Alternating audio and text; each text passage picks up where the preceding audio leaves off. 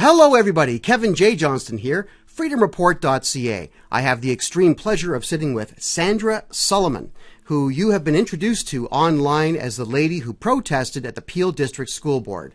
Hello Sandra, and thank you for joining us. Hello, thank you so much for having me here. It's my honor. Well, first off, let's talk about who you are. Who is Sandra Solomon? Well, my name is Sandra Solomon. I'm the founder of Canadian Against Islamization movement. I'm ex-Muslim myself, and I came to Canada about 11 years ago. I immigrant to Canada.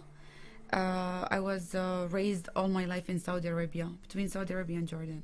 Really? Yes. Well, in the Peel District School Board last month, we had a vote that was taking place to allow Arabic and Muslim students to pray in Arabic in publicly funded schools where Christians, I see your Christian cross, are not allowed to do so. You then raised this book in the air, the Quran, Yes. and began to tell the crowd, to educate the crowd. Right. What were you saying?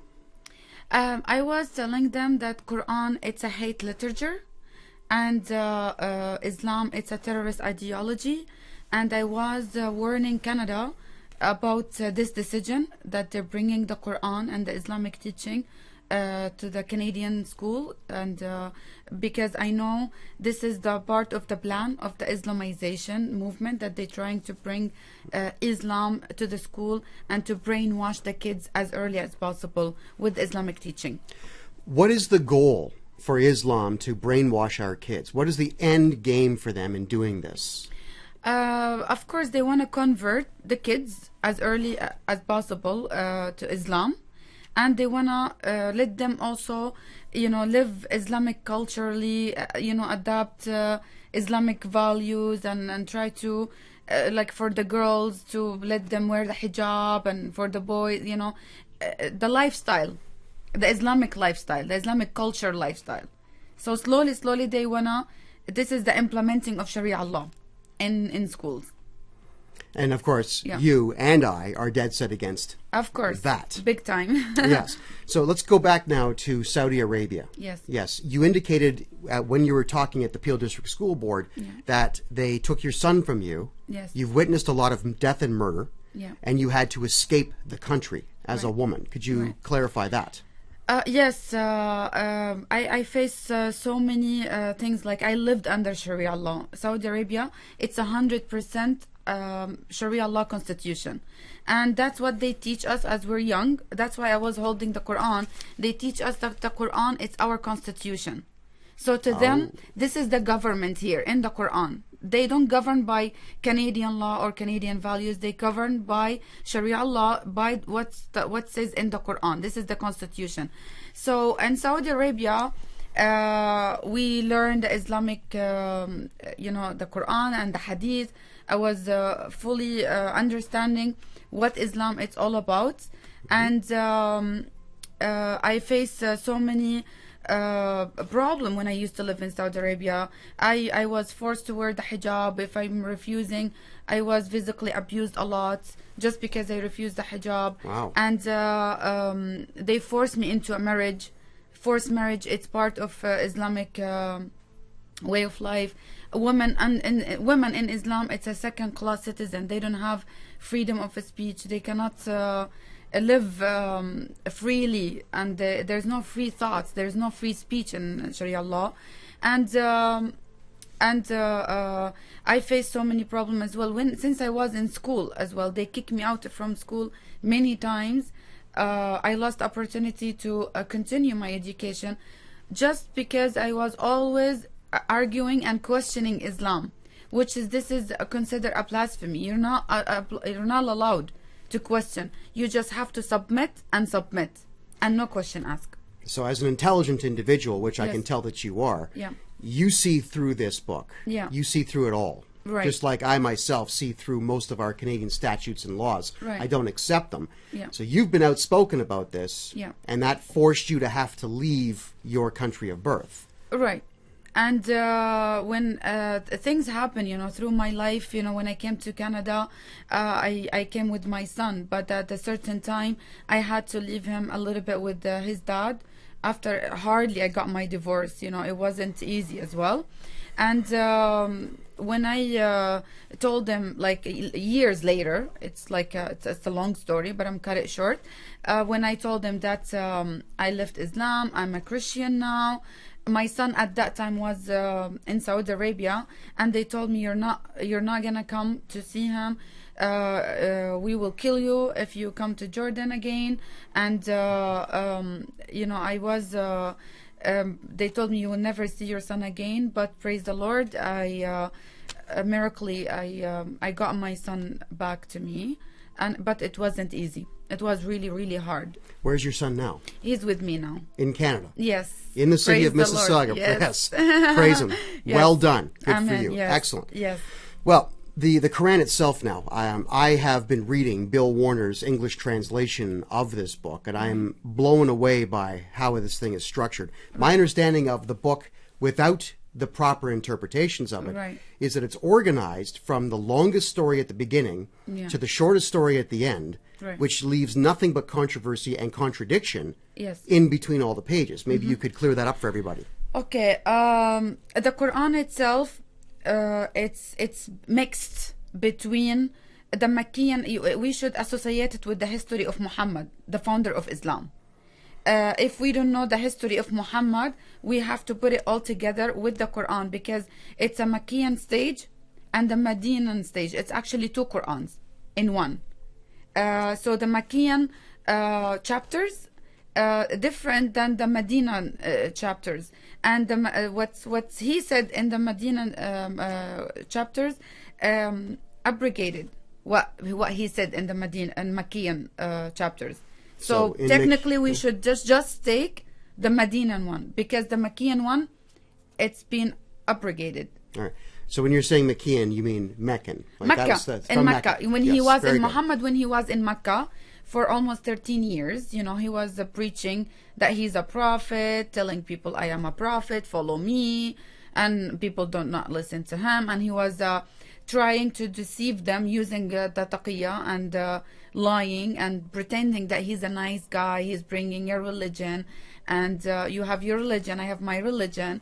You know, these all like Makkian verses that the Muslims, they always use it when they're in a stage, you know, like for when they're in a Makkian stage, like for now, like the Makkian, the Muslim now in Canada, they playing the Makkian stage, Taqqyah, and deceive until they have a full control of the country. Then the Median Quran will appear. So the Meccan version of this is the nice version. Yes. Yes, that's the one that's polite and has a little bit to do with even love, though it has some like obvious word, like it would say like ya ayyuhal kafirun, oh ya infidels. Like he already started calling the people infidels.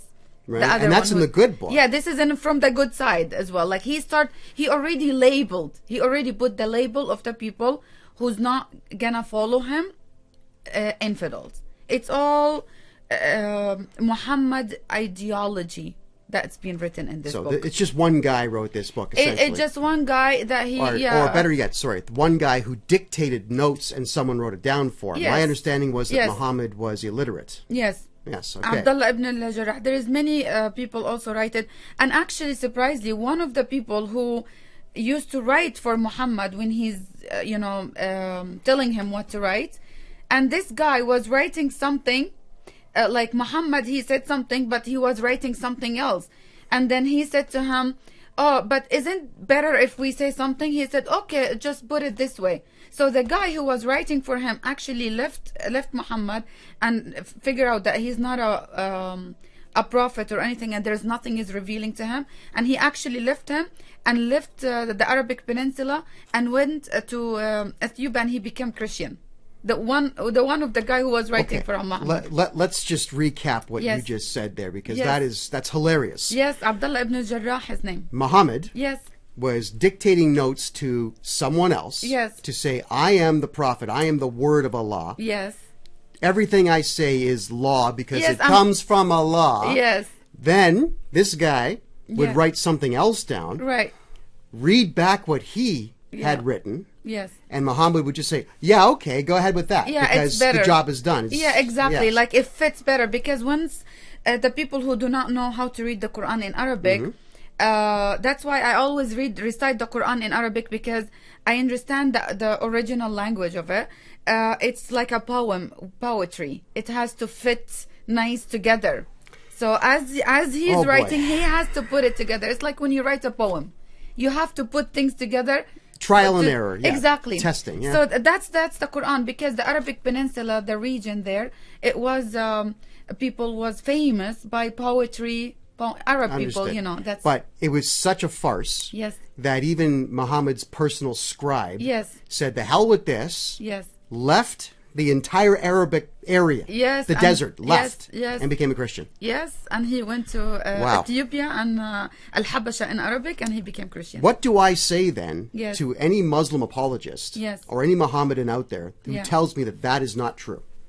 Well, read the story of Abdullah ibn Jarrah. Like his name is there. It's been written in the history. Tell you what, let's spell that right now for everybody. Yeah. What's the guy's name? Abdullah ibn Jarrah. Okay, you're gonna have to go slow because I don't speak Arabic. Abdullah Abdullah. ibn Ibn. Yeah. Okay. Al-Jarrah. Al-Jarrah. I Yeah. tell you what, people, I'm going to Yes. find that name. Don't you worry. There's future videos Yes. coming about that name. Yes. Yes. Yes. Well, I appreciate your time. Thank you very No much problem. for joining us today. Yes, no We'll be problem. in touch soon. Kevin J. Johnston from freedomreport.ca and the lovely Sandra Solomon here to teach you the truth about the Quran, Mohammedans, and Islam.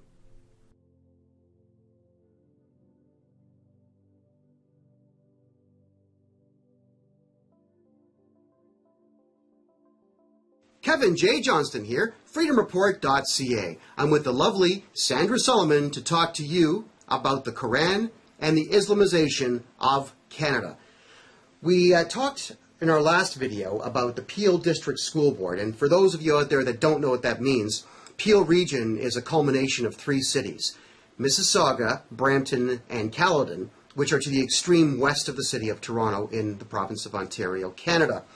Our Peel District School Board, I've met some of these people, and I'll tell you what they are, is gutless. They are absolutely ready to surrender on a moment's notice just because a couple of Muslims scream out. Sandra has protested there, and I have protested with my own letter. And as an expert on the Quran, I'd like Sandra to tell me if I'm right or wrong. My letter starts off to the Peel Board of Education. My name is Kevin J. Johnston.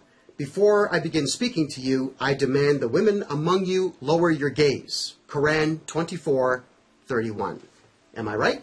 Yes, they have to lower their voice, and they have to submit, and they have to be. This is the good Muslim woman. That's how they should act. So a good Muslim woman has Yeah. to look at the floor Yes. when a man is speaking, or just is it when a man's in the room? How does that work? Yes, of course. It's like غض البصر in Arabic. Like they have to keep their eyes down when they speak to men, and they're not allowed to shake hands with men, and they're not even allowed to associate, like to work with men.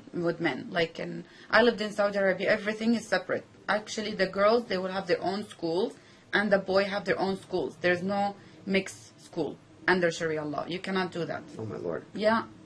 Yes. Wow. My second sentence was, in addition, if there are any women among you who are unclean, meaning menstruating, I would ask that you leave the room. And that's Quran 5:6. Please. Is that true? Yes, because under Sharia law, women, they consider filthy, and they're not clean. The men even like it says in the Quran, وَإِذَا لَمَسْتُمُ النِّسَاءَ أَوْ جَاءَكُمُ الْغَائِطُ. That means if you touch a woman, and if you go the second one, like the Quran actually describe woman as a boo-boo, like the second one. It's in the Quran. Oh my Lord. Yeah. So you're like a scab. Yeah, like a you're cut. like you're filthy. You're not clean. If a man touch a woman, he has to go wash himself. Why do you think then that women in Canada are defending Islamic prayers and Islamic groups that want to bring Sharia law here? Why are white Canadian women protecting this and telling men like me that I'm wrong to talk about this? First of all, because they're ignorant and they're betrayers, and I'm sure Yes, treason, they're getting paid very well, and also they're the Muslim deceiving them using the Taqqyah. They're not telling them the truth, and they don't want to know the truth.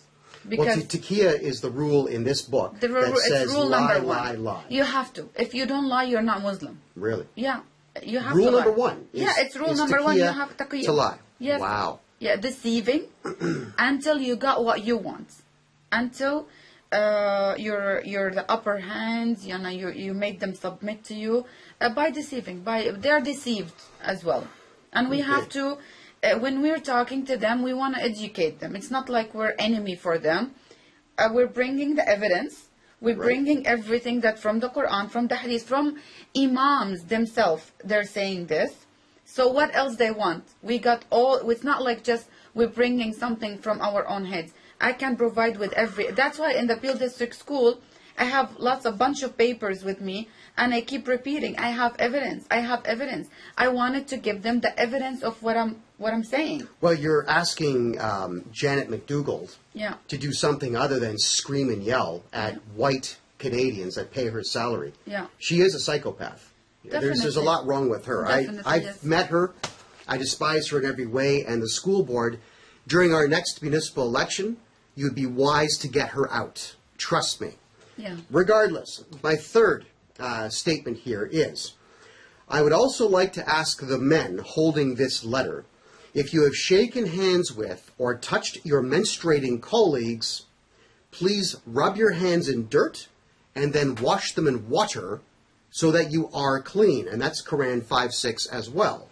Is that one true? Yes. They have to watch. If a man is not allowed to touch a woman who's not his wife, or shake hands even, just to shake hands with them. Do you see all the time, many Muslims, they don't shake hands, either man or woman. They refuse to shake the hands. Like this is part of Sharia law. It's part of the Quran. Again, the Quran is the constitution. Whatever Quran is telling them to do, they will do it blindly. They would just have to follow. So when they're not allowed to shake hands, they're not Muslims allowed. They're not allowed to shake hands with each other, with men and women? No. Oh? This is like considered. They have to go make wudu. They have to wash themselves. It's because the women are filthy to them. Like they're not considered filthy. They're not. Wow. They're not allowed to shake hands. With women? No, with women, no, of course not. Oh my Lord! You can't even, like in Sharia law, women supposedly they have to fully cover the niqab, not just like the eyes. No. Under Sharia law, it has to be fully covered. Even though the face covering, it's not mentioned in the Quran, but culturally, they have to, like under Sharia law. How happy do you think Canadian women are going to be when Sharia law is brought into certain communities and white Canadian women are forced to put that on? What do you think is going to happen then? They're gonna start rebel, and they're gonna start talking open. You know, they're gonna open their eyes to the truth, but it's gonna be too late for them. They have to submit, otherwise the Sharia police will hit them with the sticks, like what they did to many women in Saudi Arabia. And I witnessed this. The Sharia police, they don't give them the freedom to speak or to criticize, and it's gonna be too late for them. They have to submit. They're a slave. Oh my Lord! Yeah, that's woman, slave, sex slave. Sex slave, yes. Yeah. Well, what about then? There was a ruling in the Middle East about the fact that a man is now allowed to have sex with his wife up to 6 hours after her death. Yes. What would be the starting of something like that? The starting of that, it's a fatwa from many imams, and that's Muslims also, they go by fatwas. Whatever the imam tell them to do, they will do it. Because after Muhammad's death, there's many interpretation for Quran, explanations, and many scholars, many Muslim scholars. So Muslim, actually, they don't think for themselves. What makes me leave Islam, because I start thinking for myself. I don't want nobody to, I'm not a follower, I'm a leader. I'm not just gonna take this and just submit to it. So having sex with a dead woman, Muhammad himself, he did it. Oh. Yeah. So he had sex with dead women. And so even when they saw him doing this, the follower, they said, oh, Prophet, we never see something like this. So he said to them, oh, I was trying to make the punishment of, because they believe in Islam, the grave, when people die, they will be punished in the grave, like before they go to the punishment in the grave. So he said, I was making it easy on her, whatever. He was trying. So people, like even the people at his time, they were surprised, because never happened before. Muhammad, he's the first one started to say it's okay, it's halal to have sex with dead women. Oh my, and halal means proper. Halal means it's permitted, it's Permitted. okay. Yes. Oh, okay. Well, I did speak with a Lebanese Christian about this, and what he was saying is that for men, this religion, if you could call it that, is all about one thing: sex, sex, sex. Those were his words to me. Yeah. That everything in here Yeah. is telling men that it's okay to have sex with anything you want, Yeah. whether the person that you're having sex with wants you to or not. Yeah. Could you comment on that? Of course, women in Islam, it's a sex object, and in Islam, permitting having sex with pre-precedent girls, like young girls, before they got their period. It's okay to, have sex with her. It's I okay can't even talk about that without getting mad. Yes, and it's halal. Surah 65 verse 4. It's there, and many verses talking about sex, and many hadith as well. And what Muhammad did. Don't forget, Muhammad, the founder of Islam, and one very important thing: we need to stop calling Islam a religion. This is a big mistake that people always do. It's not religion. It's a political ideology wrapped up with religion. It's not religion. It's cult. Islam, Yes. It's cult. We need to stop calling it religion. We have to call it for what it is. Okay. That's very Well, I will do that. I'm no longer using the term Muslim either. I'm using the term Mohammedan. Mohammedan or bandits and thugs, because Muhammad was bandit and thug. Yeah. Yes, he was. I'll read the last point here on this letter, and then we'll move on. Yes. I also say here that you should also take note that after reading this letter, it should turn out that 2 men vote against 4 women on the decision before you, and those 4 women vote against the 2 men, then the decision shall fall to the 2 men, as the value of ladies is half that of your male colleagues. That's Quran 4:11 and 4:176. Is that true? Yes, because when women appear in a court or anywhere, her witnessing, it's not taken. It has to be it has to be with the 2 women, and because also the women, when they inherit, like 2 men for 1 woman, like the equal, and women, her witnessing, it's not taken serious. It has to be. Yeah. So if they're in a court of law, Yeah. and there are 2 women Yeah. and 1 man, Yes. even if the 2 of them state that he killed my father, Yeah. if he says no, he did not, he wins. Yes, he won. Yeah, because the 3 women are required. yeah. So that's Like- 1.5 human beings. Yes. To- That's to why one. they considered women under Sharia law. It says women ناقصات عقل ودين. They don't have full brain. They're not like. They don't have a full brain. Yeah, they don't have full brain. Like their brain, it's not full. It's not developed. Like it's not fully developed. Men under Jesus. Sharia law, women always have to have a guardian, like a man guardian, to Can I- tell her what to do and what not to do. Can I ask this question here? Yeah. Because the fact that I didn't know that it said half a brain. I knew it said half the value.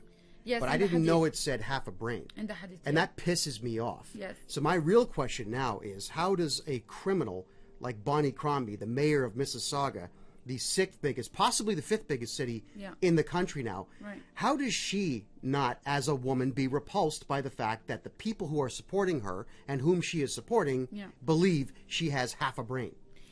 Actually, and also under Sharia law, women should not be in a position to be a mayor or responsible of anything in the country. It has to be male. It has to be male, It's no matter against what. Sharia law. Like if let's say Canada, God forbid, became Sharia law, all these women, they would have to leave their positions. They're not allowed. under Sharia law. And then they'll be told they have half a They brain. have to. Yes, they're not qualified to roll or to make decisions.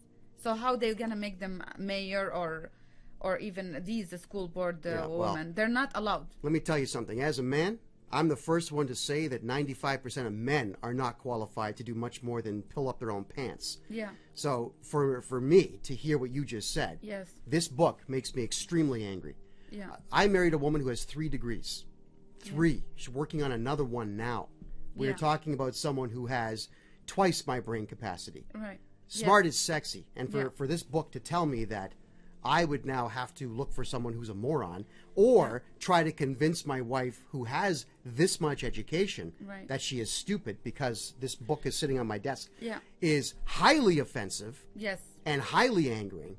How do I Yeah. deal with this now with idiots like Justin Trudeau telling me that I'm not allowed to even talk about that? Well, that's what we're doing here. You know, we're exposing Islam. We're telling people what's the truth about it. And we're bringing all the evidence. And people should listen to us. They should listen to you. And whatever we're saying, it's not propaganda where we don't have to lie to make Islam look bad. It's already bad enough. And we have every evidence from imams, Canadian imam themselves, talking openly about women being sex slave. Dr. Iqbal Al-Nadvi, he is the chairperson Canadian Council of, he is the Canada top imam, the leader of ECNA Canada. He openly talking about beating in Islam is a type of education, beating up the women. Holy They Jesus. have to be. This is the Canadian top imam. Every imam in Canada, he has to go through this man, Dr. Iqbal Al-Nadvi, and I was always challenging him openly to debate me, and I was trying to. Why talk to is him. he not in jail for hate crimes against women? Because we have a betrayed governments. We have a Trudeau who betrayed Canada and given it all the way to these thugs and bandits, and they say whatever they want to say, and they're protected because the government fighting us. They're not fighting for us. Canadians need to wake up and realize this. The Canadian government betrayed us, all of them. Whoever in the government building right now and the parliament, all of them, all liberals, they should just. They should be in prison for treason. All of them. Yes, High yes, treason. Yes, very, very. Because. Criminal Code of Canada, Section 46. Read it. Exactly. Many, as you go ahead and read the Toronto police chaplain, he said marrying 9 years old girl is permissible. Musleh Khan. What else? Like we have so many evidence with Canadian imams. They're speaking openly about beating the wife, marrying young girls, taking sex slave openly on a Canadian soil in a free country, and they use the freedom to destroy the freedom. And when we talk, criticize, Yes. we are the one who's considered blasphemers. You know, Yes. that's Sharia law. Oh, read my comments section, people. What you'll find is that Canadians who are second, third, and fourth generation agree with me, and all these other idiots that were born after 2000 do nothing but insult me. Yeah. And I do get death threats on the phone quite a bit. Yes, because a lot. this is part of the Sharia law. جزاء الذين يحاربون الله ورسوله إما أن يقتلوا أو يصلبوا أو تقطع أيديهم. Whoever say anything or criticize Sharia law in the Quran, it says under Sharia law it should be killed or crucified or cut the hands and the legs at the opposite side. Oh, I did say that in my letter. I was going to ask you okay, if that that's was good. true. Yes, okay. Yes. Here is what I said. Thinking about insulting the fictional character, Allah, or his prophet, the penalty is death. Yeah. Quran 29:68. Or if you prefer, in Quran 5:33, you'll have your hands and feet cut off and then be crucified Jesus style. Is that true? That's true. I knew it was true. Yeah, I mean, I took this from Yes. the Quran itself. Yes, yes. Now, all what okay. they need to do, open the Quran Right. and read. How What simple. What I want to ask then is this. All right, there are Muslims in Canada, Mohammedans in Canada, Mohammedans, yes. who are born here, and they probably don't believe this stuff. But how is it then that when I talk about crucifixion as part of the book itself, that they want to tell me that I'm wrong? These are, if you're Canadian born as a Mohammedan, you are probably into hockey and chicken wings and beer and strip joints, masturbation, f***ing as many women as you possibly can. You're probably without condoms, because that is what freedom is supposed to be. Then how is it you can see all these wonderful things the country has to offer and then still defend the book? Because they've been brainwashed when they're young, and they've been told this is only at the wartime when Muhammad was defending himself, which is Muhammad never all his attacks was ghazwa. They call it a ghazwa. He never was in a position. Yes, Muhammad never was in a position on a defending himself. Never. He was always the one who always the attacker, always never the attacker, never to be offended. And I will tell you later about short 6 minutes. I'll tell you exactly how Muhammad started. We're going to cover that in our next video. Yes. This is the lovely Sandra Solomon. I'm Kevin J. Johnston. Visit us online anytime at freedomreport.ca. Don't forget to fight for your freedom, because it's going away fast.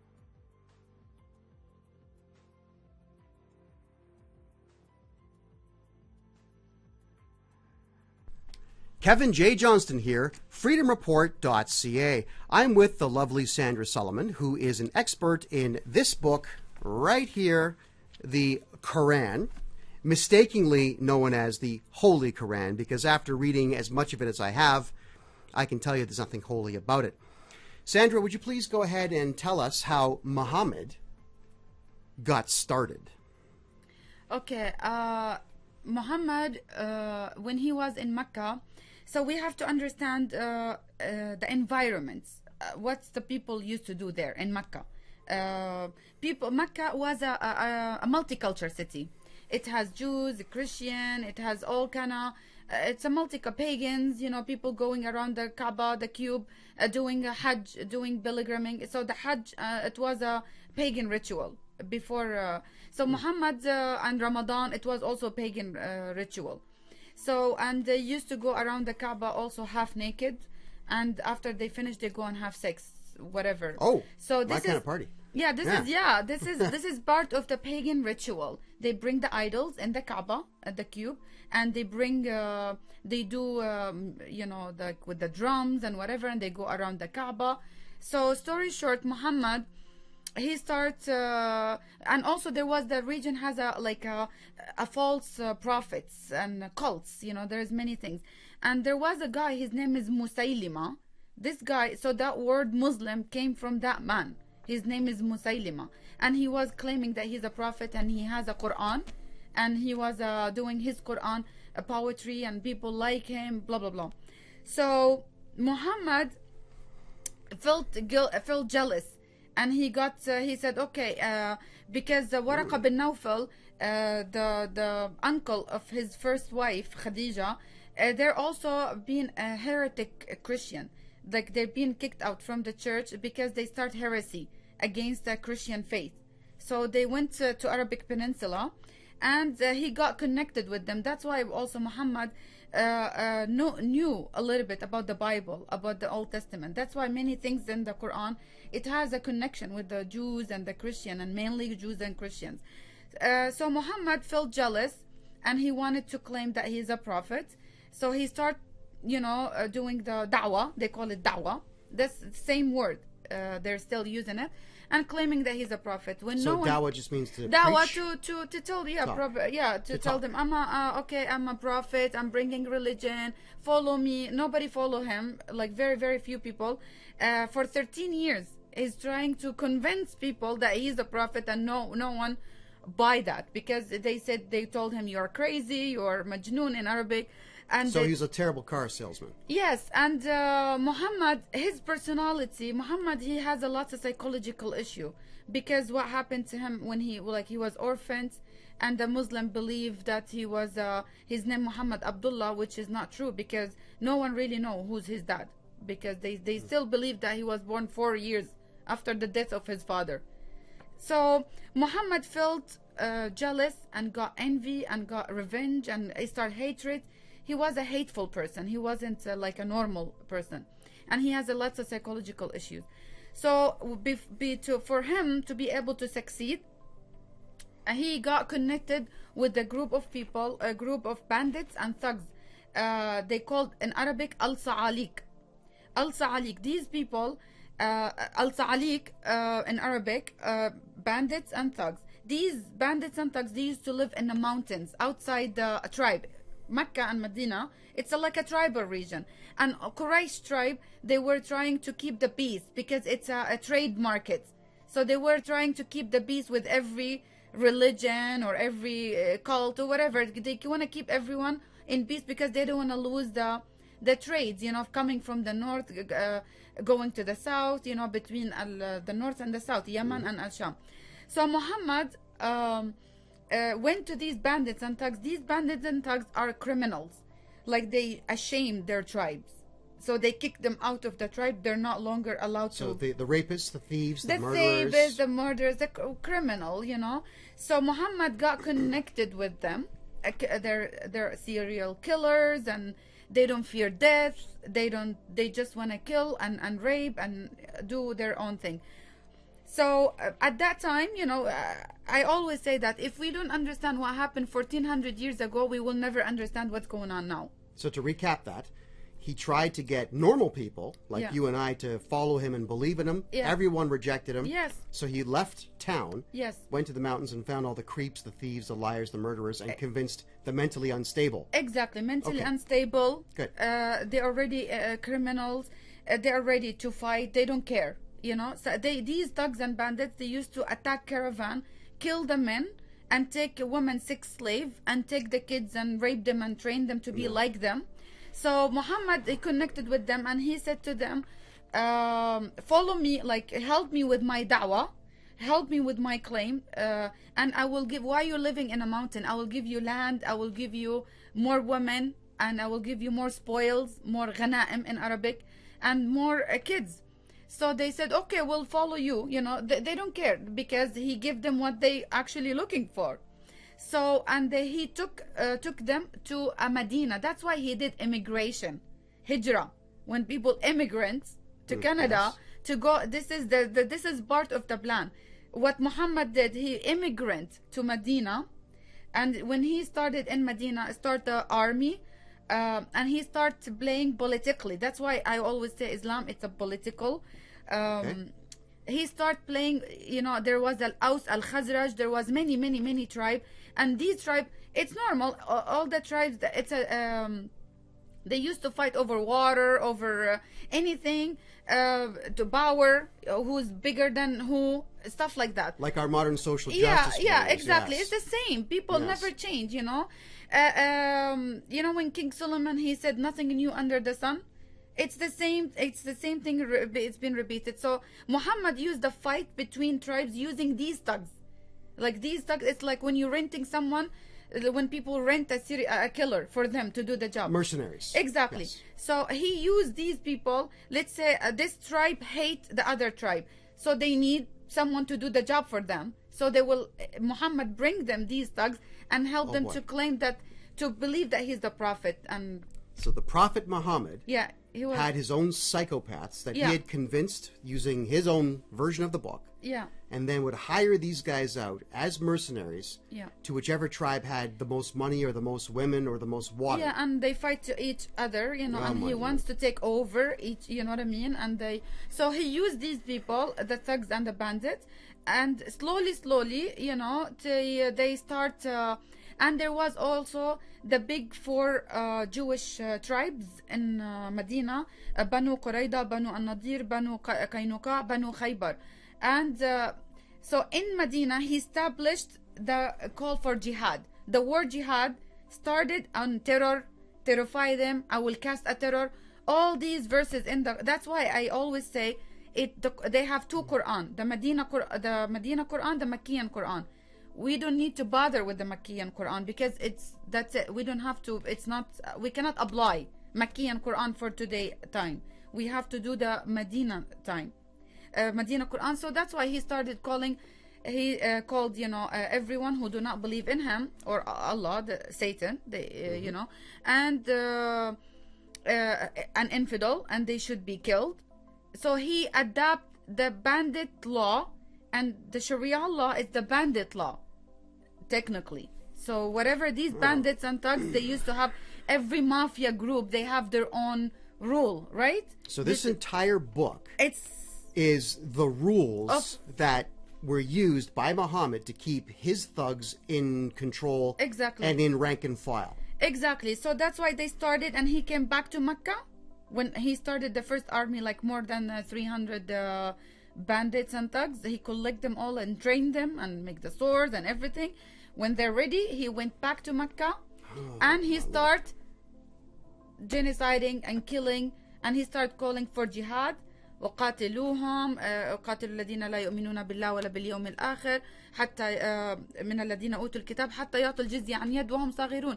Fight who do not believe in Allah in the last days from the people of the book, the Jews and the Christians, until they give the jizya, which is, you know, like a mafia. The tax. Yes. You have to pay a tax to live if you're not going to be Muslim. Yeah, it's Yes. like it's a mafia. You know, give me the money, other I'll kill you. That's how it is. Bandits and thugs. So that's how. And he established in Mecca after he killed many people, genociding, and he kept. That's why Islam, it's a collection of, like, see the Hajj, the pilgriming. It was already there. So he kept the ritual, and he started collecting some ritual here and there for people to practice, to cover it with religion, to give the religious coverage. And it's Allah, it's God who's telling me to do this. So he just made the whole thing up. Yeah, he made the whole thing up, and people start, because again, these bandits and thugs, they have no fear of death in their heart. Like, they will kill with no mercy. They won't have a mercy. That's why when you see the true Muslims, ISIS, Hamas, Boko Haram, Al-Qaeda, Taliban, these are the true Muslims. Whatever ISIS is doing, they're 100% doing exactly what Muhammad did, and what Muhammad, what's the Quran is telling them to do. And that's. But do Muslims, we'll say moderate Mohammedans, the ones who are born outside of the Middle East and in the West, do they know this? Most of them, they see Islam dehumanize people when they're young. That's why they want to bring the book to the school. The early, the better. You know, when they grow with it, they already, the damage is done. They don't have the, you know, the conscious feeling. They would look at it as this is the normal. This is what this is normal to them. So we're teaching children. Yes. The way that Canadians teach children. Yes. You hold the door open for the elderly. You Yes. respect your parents. When you see small animals, you pet them. You don't step on them. These are Canadian values. Yeah, respect women and. You respect your mother. You respect Women. girls in the class. Exactly. You When don't you're rape. You don't rape. Yes. When you're teenagers, don't rape. Don't Yeah. pull their pants down. Don't. Exactly. You don't do what you want. Yes. You do what you have permission to do. Right. And. So this book is designed then to remove all of that. Exactly. Even from the mothers. See, Palestinians mothers or Muslim mothers, they send their kids to jihad. I'm a Palestinian. Many Palestinian women, they put the bomb around their kids' waist, or they give them a knife and go to kill the Jews, and they think they are martyrs. You know, they're gonna go to heaven and get the 72 virgins. So that's Muhammadian thing. This is the ideology, Islam. It's a cult ideology, political ideology, built on kill, rape, dominate, take over. That's how it is. And that is the man that everyone, 1.5 billion people, Yes, think honor this man. Yes, and take him as a role model. That's Muhammad was bandit and thug. That's it. Well, the very fact that he married a 6-year-old and played with her for 3 years before, at age 9, penetrating her with his penis should be enough to tell the average individual this guy had something really wrong with him. He's an evil individual. Yeah. But people still use the phrase "peace be upon him," Yes. and view him as a secondary god. Yes. But Yes. they know, they have to know that he's done this. Yes. They So- all know. Well, And they they all agree know. with that. And they agree with it. Yeah, they agree with it. Every Muslim, if you tell them he married Aisha, they will be yes, but yeah. So what? He is the prophet. He is to them, like, I would say, unconsciously, people, Muslims, they worship Muhammad technically, At the end of the day, it's Muhammad. He is the God of Islam. He is the founder. It's Yes. like, forget revelation. As soon as we stop thinking that there is something being revealed, nothing is being. It's all from his head, from his filthy mind. And the true story with Aisha, because again, he made it Sharia law. Again, law, constitution. We Right. need to think of this book as this is their what they teach me when I was young as 5 years old, 6 years old. They teach us al-Islamu dinuna. This is the very first from daycare. They tell them to the kids, al-Islamu dinuna, Islam our religion, al-Qur'anu dasturuna, Quran it's our constitution, Muhammad is our prophet. He is our Muhammad is our prophet. Muhammad nabiyuna. Al-Jihad wasilatuna. Jihad it's our way. والموت في سبيل الله أسمى غاياتنا. Dying for Allah, it's our ultimate dream. This is It's a dream. This is So- from daycare. This is from daycare. You have to keep repeating this over and over. It's a military. They're building a military, you know. So the book here. Yeah. We're going to conclude now because we're out of time Yes. for this particular episode. But Yeah. the goal of Islam is to instill the goal of die for Islam in Yes. everybody. Exactly. So it's not a matter of get fit, get smart, be educated, treat people well, go work your fields, go work your livestock, No. make some money, be nice. It's none of that. It's die for the religion. Exactly. Surah 65 verse 4, everyone can go ahead and read it. It's about it telling them about the girls who's not menstruated yet. They're okay to be divorced and wait 3 month idda. So they already had the sex with them. So idda only for people who already consummated the marriage with. And Muhammad did the thawing with Aisha when she was 6 and till 9, and he consummated the marriage. When it comes to Islam, I'm going to just tell people Yes. what thawing is, yeah, because when I first heard about it a year ago, it really pissed me off. yeah, As soon as I heard about that, it led me to doing the research that I have been doing and talking to individuals Yes. like yourself. Thawing people is the favor that men do to young girls. So when they are between 6 and 9, they can be married at 6, possibly younger, I believe. But nonetheless, there's no minimum age there's for no minimum marriage. age for marriage. Oh no, my there's God. no minimum age. Even the cradles, the girls in a diaper. These are the legs of your 6-year-old daughter. This is the penis of a Muslim man, and he will rub his penis all over her thighs and ejaculate all over the thighs. And that's the favor. That's how Muslim men do you the favor of not penetrating your vagina until you're 9 years of age. And it's also for Sunni and Shia, not just It's for both. for both. For the Sunnis and the Shias. For the Shia, yes. They do it. In the next video, I will explain to you as well the when you said about Islam, the Dar al-Harb and the Dar al-Salam. I'll explain that to you. Yes, we're going to cover that next Yes, video. yeah. Well, you know what, people? If this that you've just learned does not make you as angry as I am right now, then there is something extremely wrong with you. Learn more, freedomreport.ca.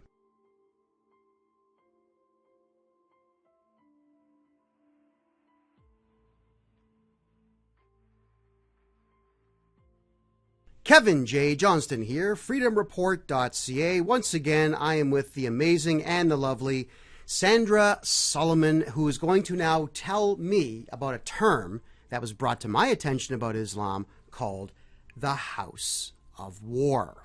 Please. Yes, in Islam, again, because when Muhammad started his Islamic State in Mecca, after he came back from Medina and started to kill and took over the city, from there he established the Islamic State. That's why when ISIS, they say Islamic State, the Caliphate.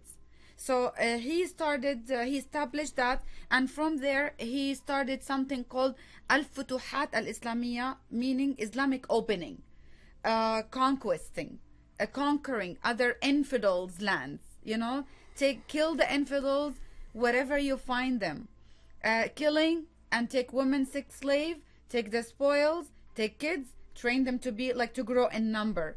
And that's how, and Muhammad said, I will never leave on the land of Arab, I will never leave a Jew or a Christian in the land of Arab, only Muslims. That means only bandits and thugs, but that's the people who help them. So, and they start to establish the Sharia law, and it's order for them. It's not option, it's a must. They have, every Muslim has to go for jihad. Kutiba alaykum al-qital. You've been ordered to go for fights. Okay, so if a modern Mohammedan or a modern Islamic adherent decides, you know what, I want to go to the hockey game instead, I don't care about this stuff, are they a true Muslim? Are they a true Mohammedan? No, under Sharia law, these people also called hypocrite, and they should be killed. Really? Yes. So, let's clear that up. If you are a Mohammedan, a Muslim, or an Islamic adherent who decides that when you're told to kill me, this lovely face, and you refuse, and instead you go out for chicken wings with me, you should be killed. Well, what the hell kind of a religion is that? It's not a religion. It's a cult. It's a death cult. It's a rape cult. That's why we need to stop call it a religion. That's number one. And from there, the term came, the house of war, the house of Islam and the house of war. So as long Islam existed on earth, there will always be a terror attack. There will always be a war, because Islam divided the earth. House of Islam, the Dar al-Islam, which there is all Muslims, like Saudi Arabia, like all Muslim, Iran, Indonesia, whatever, all these big Islamic, Egypt, he took over. Like North Africa was Christian.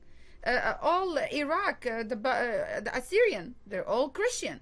They kill, genocide, and kill and take over, and kill and take over, and establish the state. And think about Ottoman. I would go to the latest one, Ottomanic Empire. So they'll have to go. It's Islamic Empire, and they expand all the way to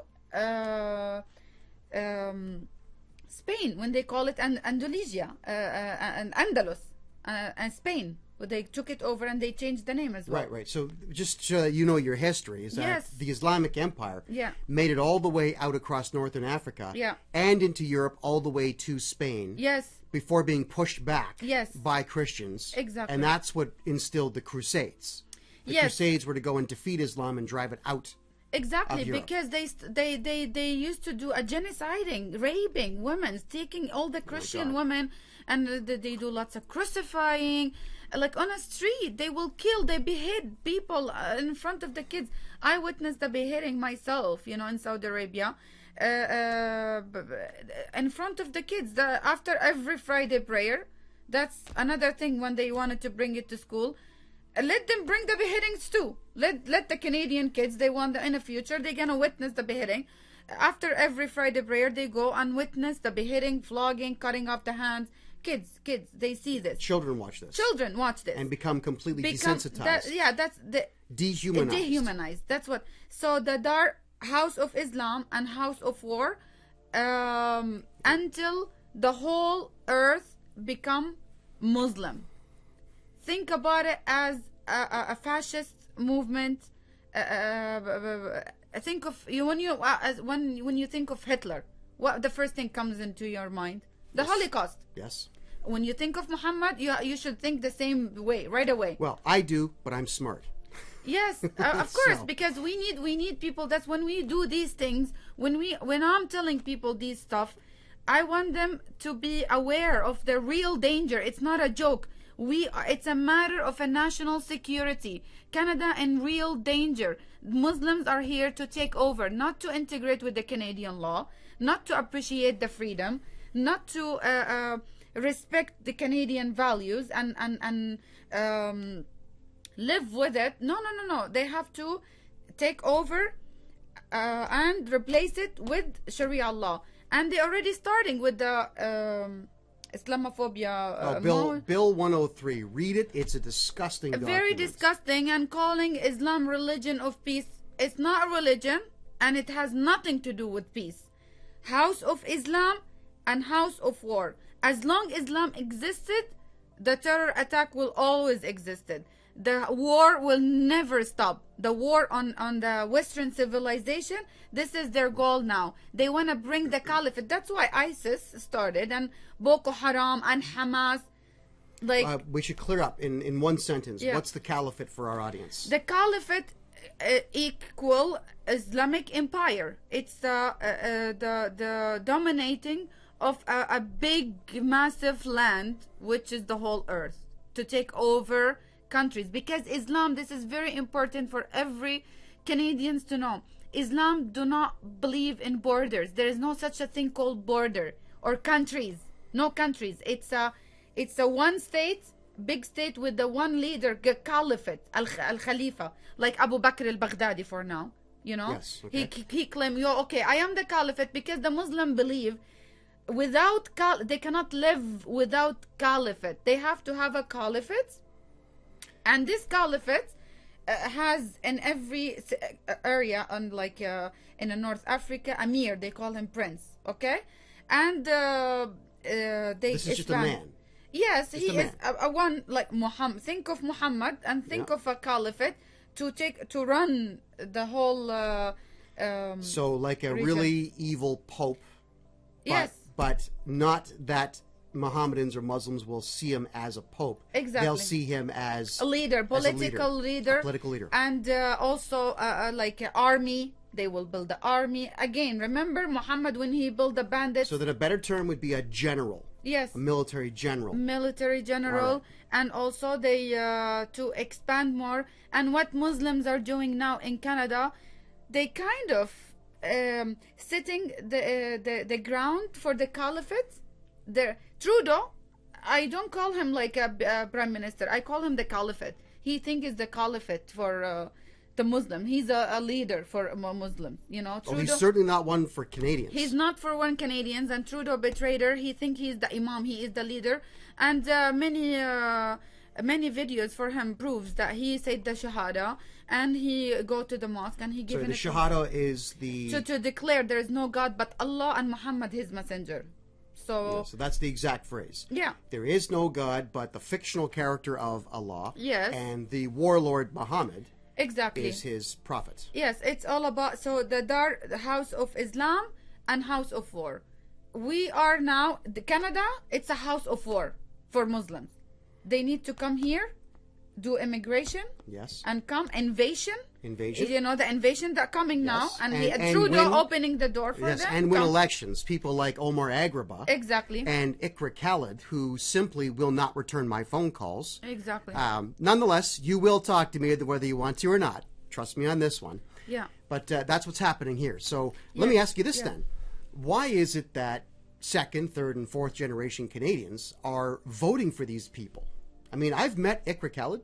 I think that she is a racist, an anti-Canadian, a very dogmatic individual. I believe that this, to her, would be like a 500-pound bar of gold to me. Yeah. It's everything to her. Yeah. And she wants me dead because I am a white male. That's the way that I see it with her. Yeah. That's the only interpretation I have. However, I stand 5'5". She's roughly my height. And I see someone who's this thin, with no strength of character, with no powerful personality, and with no capacity to do anything other than what the Quran tells her to do. Why are white people voting for that type of individual? Well, many reasons. We have to. They've been brainwashed about with the, the all ism. We live in culture Marxism. We're living the globalism. All the multiculturalism. We have to clean their Isms, heads. in my opinion, are not good. Ferris Exactly. Bueller said that. Exactly. Isms are destroying. They're not gonna come between day and night and tell them again the Taqqyah, deceiving, lying, brainwash them, and also they feel more secured when they and they already dehumanized. They already damaged these Canadians. Like yesterday when I was in the protesting against Trump, I can see a low class, Well, vulgar. hold on. You're for Trump. Yes. You were protesting the protesters of Trump. Yes. Just want to make sure we got that clear. Yes, I am pro-Trump big time. Trump! Yes, Trump. He's the man, man. Yeah, he's the man.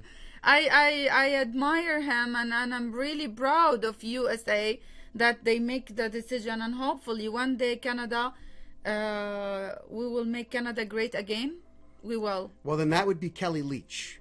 Elect Kelly Leach for our next prime. At least she's going to try to get immigration under control. We need a strong leaders, and the only way, listen Canadians, this is the only way to destroy Islam in Canada, and take my words on that. If you do this, I guarantee you 100% we won't have any problem with Islam in Canada. We're going to all live in a peaceful, I won't say the crime will disappear. No. People still, but they're not gonna do it under name of religion or the name of Allah. And they're not gonna. There's no. When was the last time you said you saw a Christian killing someone in the name of Jesus? When was the last time you said you saw a Buddhist or a Hindu killing someone in the name of Krishna? Or how about an atheist? An atheist killing in the name of atheism. Exactly, in the name of Darwin or whatever. So regardless, even we like see civilized people. I'm a believer, and I'm a follower of Jesus Christ, and He's my Lord of Lords, and He's my King. Regardless, but I'm not gonna kill I'm not gonna kill someone just because I disagree. I disagree with atheists. I disagree with, but doesn't mean I have to it doesn't mean no, we should love and we should see them as a human. We should love each other and be for our humanity. Islam, the first thing he does since we're kids, dehumanize. So they see the evil. They don't see the evil the way we see it. They see it. They call evil good, and they call good evil. They're twisted. Their brain, their heart twisted. And this is the only way to destroy Islam. We need to clean the government house first. Oh yeah. This is the number one. Clean your parliament house. What happened in USA? The White House, clean. We have a normal human being. Nationalist, this is very important point. You ask me about Canadians, why they are falling into this, because they're not nationalists. They don't feel for the country anymore. Like they're not connected with their homelands. They're not appreciating the freedom. Someone who came from Saudi Arabia, I did not just read about Islam. I lived Islam. I lived under Sharia law. So first, we need to clean. The solution is to clean the government. First, clean the government. Yes. Clean your white, because it's a political ideology. So fight it politically. This is the only way. Clean your government house, and we need a strong leader who can openly talk like Trump about radical Islam, about Islam. Like he's doing everything to protect. You have the right to protect your home. This is your home. No one can tell you no when you want to protect your home, right? It's out of protection. Clean the government house, and we need a strong leader who can declare that Quran, it's a hate literature, okay? And whoever asks for Sharia law or calling for Sharia law should be criminalized. Should be criminalized and dealt with him or she or him as a criminal, and they might face jail time or penalty, and this is the only way. The law has already been written Rule of law. on high treason. If someone is to make the statement that Sharia law must prevail, I would say don't even write new laws. Just say traitor. And that's 25 years in prison, because the way that treason is written is that if you're helping an enemy of Canada to succeed, to beat Canada, even if Canada's not in a state of war with that particular country, right, then you are a traitor, and it's 25 years, mandatory sentence. Yes. Even the Constitution has to be amended. We need to amended. Yes. Like even if we have to rewrite the whole Constitution again, I don't care. For those of you out there who have ever read the Canadian Charter of Rights and Freedoms, it is a very poorly written document. Yes. There's more to do yes, with the rights to have documents written in both English and French, or to have your choice of English and French than there are actual rights of the individual and rights to defend the nation. Right. The document sucks. It was 1982, I believe, is when it was official, but it was horrible. Yeah. It's like kids wrote it. Yes. Honestly. Yes. So yeah. That's why I say we need, even if we have to rewrite the whole constitution again to be protected, immune from Sharia law, and whoever calling or asking, because once you say I want Sharia law, any person who would say I want Sharia law, that's mean you want a pedophilia, because pedophilia is halal. That's mean you agree on a wife being beaten up. That's mean you agree to kill the infidels, whoever the infidel, atheist, Christian, Jew, doesn't matter. You agree to commit a terror attack. You agree to dominate and take over, like so many things. Once you say I want Sharia law, that's mean you have a criminal mindset. So you have to be labeled as a criminal and dealt with him or her as a criminal. Period. Because that's what Sharia law. It's a criminal law. You heard it first. This is a lady who lived it in Saudi Arabia, a country that many of you can't even find on a map, and a country whose name many of you can't even spell. Get educated, Canada. Do it now. This is Sandra Solomon, who's teaching all of you everything you need to know about the Quran and Islam. And I'm Kevin J. Johnston, the guy who's got all the balls in the world to bring it to you, and proudly do so in the name of my country. I am a patriot. Amen. Amen. Yes. freedomreport.ca.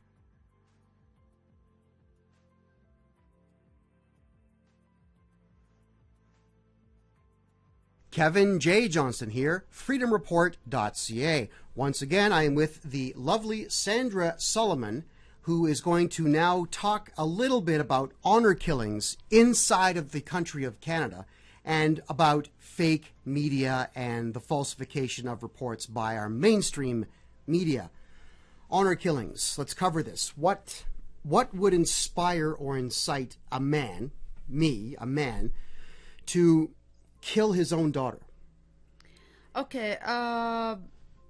First of all, in Islam, the good woman, the good Muslim woman who submits without any question to Sharia law, Yep. to whatever Muhammad said and whatever it's been written in the Quran, and to the male guardian, her husband, her father, her brother, whoever taking care of her. Okay?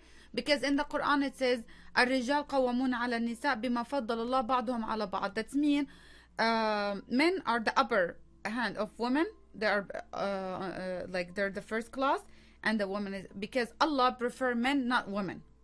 Like Was Allah gay, perchance? It could be, because there seems to be it's a man, because it's a man-made. Oh, it's man-made, penis man-made. I get that. Not part. just a man, a psycho man made, like Muhammad. In that case, Yes, right. exactly. Not just a normal. A misogynistic. There's many respectful men. They stand for women rights, and Well, I know. I'm one of them. You're one of them. Damn right I am. Yeah, which is good. But there's also many, bandits and thugs and criminal, and they don't, honor women. Okay, so honor in Islam means sharaf.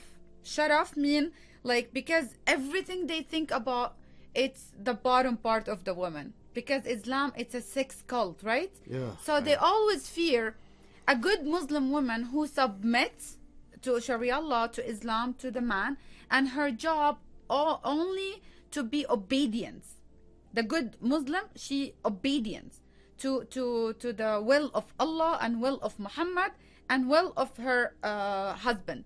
So, or brother or father. Or brother or father or any man who's, because in Islam, it's better for her to be home, not to come out, not to talk to men, not to, if she comes out, she has to cover, and she's not allowed to shake hands, all this stuff.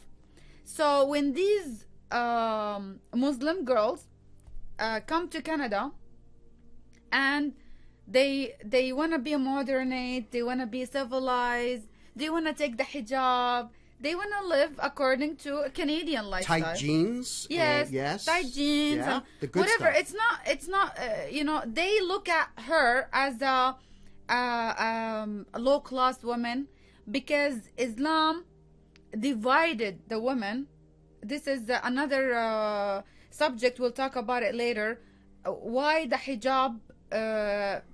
What's the story behind the hijab? Okay, That's a long one. We will cover that in a future definitely video. we'll come at what's the story behind the hijab. But let's talk about honor killing here. The honor killing. So the honor itself, for them, it's a big issue for Muslims, because once the Muslim woman who's rebel and start question, like what happened to me, because I rebelled against it, I start questioning it, and I refused to wear the hijab. My brother used to physically abuse me a lot, to the point he almost killed me. You know, many times he would beat me to the point that he will almost kill me. Because of the Quran. Exactly, because what the Quran, خفتم نشوزهن فعظوهن. Nishuz, that means she rebel. Any Muslim woman who start question and rebel, I don't want to wear the hijab, she's bringing shame to the family. She's a shame. Okay, and so according to Quran, she's also doing something called fitna. Fitna means seduction, you know, seducing. So she might seduce or do something that makes other Muslims to leave Islam, to rebel against. So once someone rebel against, so maybe the others will follow, right? So if let's put that in layman's terms. If a woman goes out wearing a thong bikini and she's super good looking with lipstick, the whole bit, the Quran, the holders, the imams, are going to be concerned that a man's going to look at that and leave Islam because a beautiful woman walked past. Exactly, because Wow, the men, that's the pretty Muslim men, thinking. they don't have a control over their sex drives. Yeah, sex drives. So to them, women are a sex object. So once she take off the hijab, she's ready to be raped. That's it. Yes. To them, Okay. She's calling for rape, like, and She's just asking for it. exactly. You see the way you're dressed right now? Just so you know, Sandra is asking for me to just put her on the ground and rape her to death right now. She's asking for it because she's wearing a t-shirt that's tight. Yes. And she's not covering her face. Yeah. That's what's going to happen when Sharia law comes to Canada. Exactly. The woman who's not wearing the hijab. Can I ask you this question also? Let's just say, when Sharia is here in Canada, you're dressed like this, and I do not beat you with a stick or with my fist. I'm in violation of the law for not punishing you. Is that correct? Yes. Oh my God. So, Continue, please. so the men, the guardian. So the rule is to submit, and if she take off her hijab, she's doing seduction. She's doing fitna, and according to Quran, Sharia law, al fitna ashaddu min al qatl. That means when you do this, it's worse than killing. Like, this is worse than killing. Whoa. According to Quran. And so these girls, according to Quran, she's rebelling, and jaza'u alladhina she's fighting, like the way I used to do it, like when I don't want to wear hijab, I don't want to live Islamic way, I don't want to think like Muslim, I don't want to act like Muslim. So this way I am fighting Muhammadian ideology. According to Quran, you just mentioned it to the letter, on the letter that you sent it to the school board.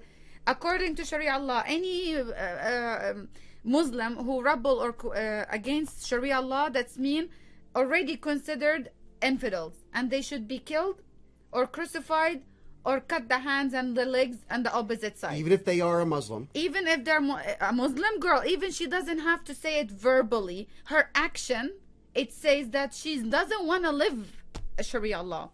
The moment any Muslim girl who come to Canada or here in Canada, the moment she say, I don't want to wear hijab, to her Muslim brother, if she said, I'm not going to wear the hijab, I'm going to go out with the friends, male friends, you know. And I'm going to have sex with a white guy.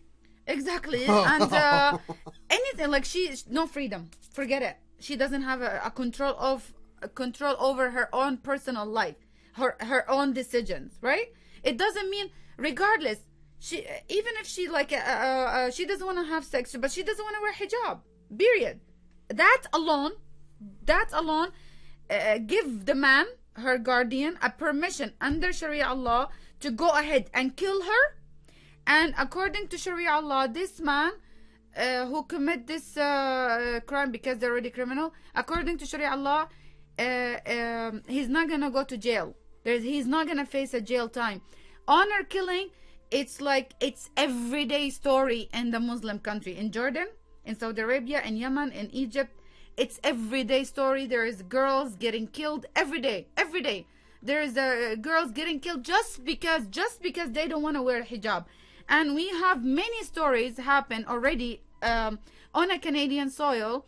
For example, the Shafia girls. Yes. Yeah. Yes.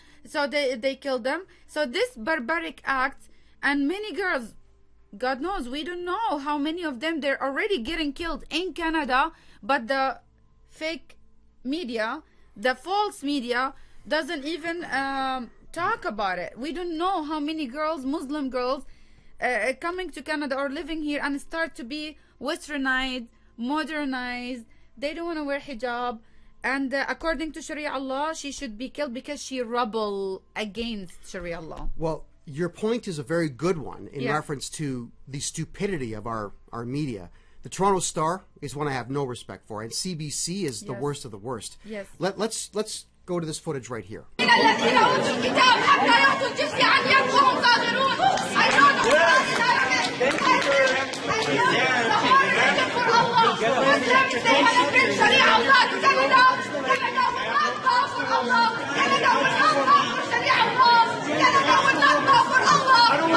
So what we have is a protest that Sandra is performing at the Peel District School Board.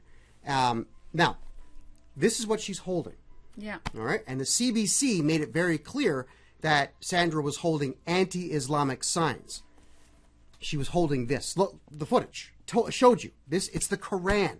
She was holding the Quran and reciting Quranic verses. And the CBC, to sensationalize the whole the fake Islamophobia problem that they say we have in Canada, lied about that.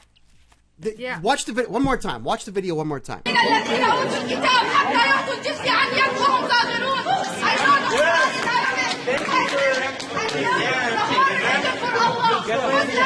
It's the same. Look, see here. These are her notes on the side of the book here. These are the here. Let's do this right up to the camera. You see that? That's her notes. It's the same book. It's got that tealish kind of green color to it, the yellow medallion in the middle. It's the same book. How does CBC get that wrong? Yeah, they call it apparently the Quran. It's anti-Islamic side. Well, this So, this book. How fake they are, how liar. You know, they're obviously they were lying. And I was holding the evidence that I wanted to give the school board, but they didn't allow see, me. But this is not anti-Islamic. Yeah, this is not. This is imams quotes about Okay. killing and jihad and. These are here. These here. imams. I went through these. These were actually given to me at the very same Peel District School Board protest. These are condensed notes that come straight from the book, and I confirmed these myself because, as a journalist, Yeah, Canadian imams. I'm certainly not going to agree with you if what you're saying is incorrect, and all of this is 100% correct. So it's not anti-Islamic. Yeah. It is just the Quran. Yeah, That's all it was. It's a Canadian imams, their name and their quotes from the Canadian imam preaching jihad, calling for slavery for women, taking them sex slave, and Saeed Rajih, for example, he's telling them the Muslims don't do any business only with Muslims, don't talk only with Muslims, don't live with only with Muslims, and soon to come the no-go zone and gonna be Canada. Sharia law. It'll be Sweden and Germany and France yeah, and here. so the honor killing, it's halal in Islam. Oh, it's proper. It's a accepted. must. It's a must for a man to kill his daughter or wife or any family member he is the guardian of that woman. If she commits anything that it shows, even if she doesn't say it, her action, even if she does not say, "Oh, I am apostasy now," like she doesn't have to say, "I left Islam." Even if she say, "I am a Muslim, but I don't want to wear hijab," no, Muslim, you should submit Once you say I am a Muslim, that means you have to wear hijab. You have to submit your husband, even if he call you in a night and you don't want. No, you have to submit. So this is a marital rape. It's halal in Islam, and if he killed her under Sharia law, many cases in Jordan when they kill, they celebrate him. They celebrate the man. He's a hero. He's a hero. He's a hero. They celebrate him. They give candies to the neighbors. They celebrate him and they make a party and they call him a hero. And he doesn't face jail time at all. Not even one day. He's a free man after he commit the crime. And that's happened.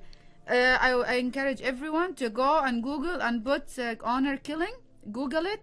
It's there. Many cases and many cases to come. And many cases that we don't know about it because the media, the fake media, the lying, they don't. What I'm going to make the assumption here is that, let's say the girls are in Toronto and, Yes. and they go out without the hijab and nice tight pants on. Yes. They get themselves a Canadian boyfriend. The family leaves Ontario, moves to Saskatchewan for a while. Yeah. The girls disappear. Yeah. Their corpses get buried or burned. And then the father comes back to Toronto to run whatever business he's Yeah. doing here. Yeah.